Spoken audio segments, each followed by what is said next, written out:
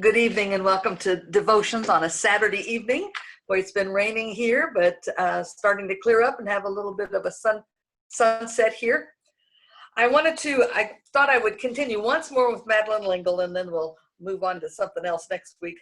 Talking about our experience with one another in the faith and how we respond to one another. And it actually came fairly close to what we read last night. She says, how can we expect peace in the world, sanity in our cities, when as Christians we cannot live creatively together with all our wonderfully diverse ways of affirming our love of God? Why are we so concerned about those who do not express their faith in exactly the same way that we do? If I need a doctor, I'm not going to ask, what's your denomination? Any more than I'm going to inquire about their sexual preference. What I want to know is this a good doctor? Will I be treated effectively? Can I be cured?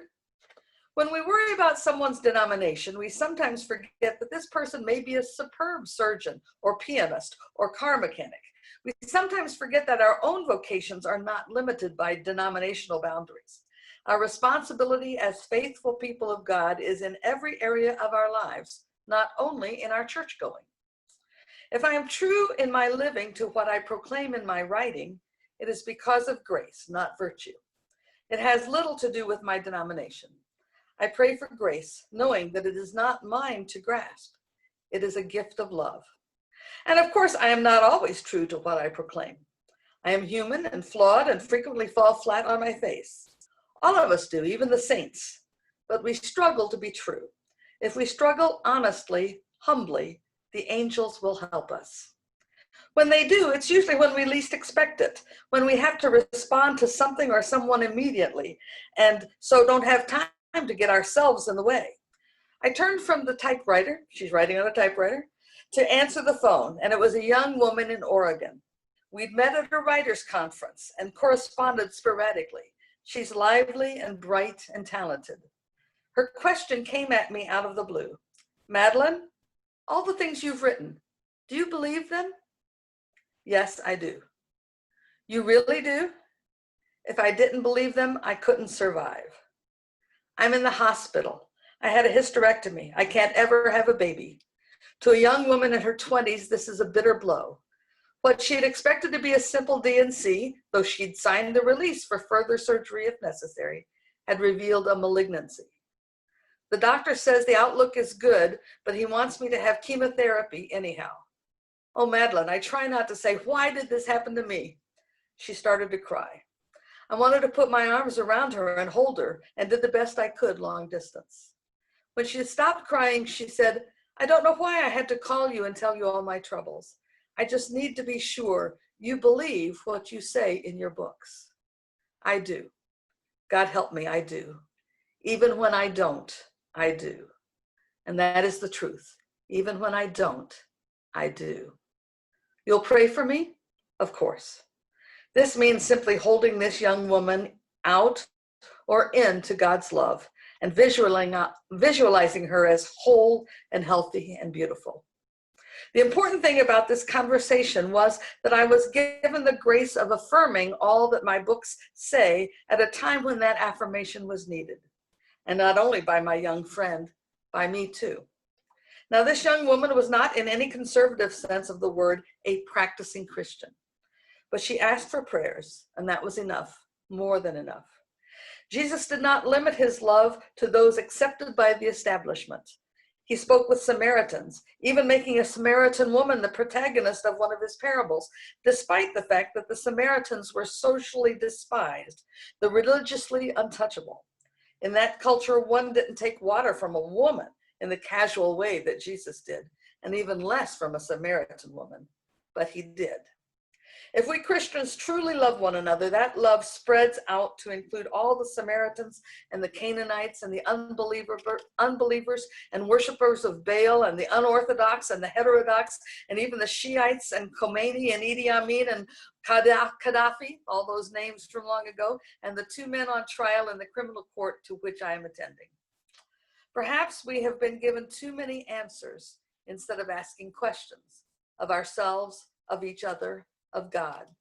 here she gets a little literary. Montaigne, Michel de Montaigne, a French philosopher of the Renaissance, his question, que sais-je, which means, what do I know? What do I really know? Sits more comfortably with me than Descartes' je pense donc je suis, which is what we know, I think, therefore I am. We know that much better than Montaigne. The most brilliant people really don't know very much. We will not move along on our journey if we are afraid to ask questions. What is my place in this glorious universe? Where shall I set my stone pillow to make an altar? Will there be a ram or a butterfly? What do you want me to do? How can I criticize less and love more? How can I show in my own life the loveliness of creativity? How can I call a Christian from another denomination less Christian than those in my own without further battering the broken bride of Christ? How do I help to heal and not, never with being sure that I am right and everybody else is wrong? There's an old story of a student who went to a famous old rabbi and said, Master, in the old days, there were people who could see God. Why is it that nobody sees God nowadays? The old man answered, my child, nowadays, nobody can stoop so low. That ends this little segment. I think what brought me up, that touched me about that, is that sense of even when I don't, I do. Because sometimes we do come to that place where, gee, do we really believe all this? That we've talked about our life since we were children, many of us, and you start interacting with other people and you think, do I really believe that? And so it was comforting to me, and I don't know if to you all, if you have those kinds of experiences, to have her say, even when I don't, I do. That underlying who we are, underlying our faith and underlying our actions as Christians is that grace that says, I know you won't necessarily really feel lodged in it sometimes. That sense of, Lord, I believe, help thou my unbelief. I think that comes to all of us at certain points, and maybe particularly now more than other times when everything that we thought we knew about how the world was supposed to work is not working in the ways that we thought we knew. But I think that goes back to that question of Montaigne. What do I know? What do I really know?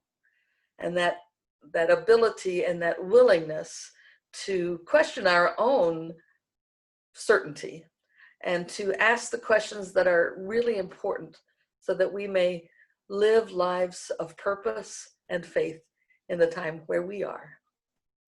I pray that the Lord will be with you in this evening and that he will give you a glorious day tomorrow as we go to worship in all our various places, or if you stay at home and do your worshiping there, just pray that the Lord will be with you, that you will know that you are loved and blessed by God. Good evening.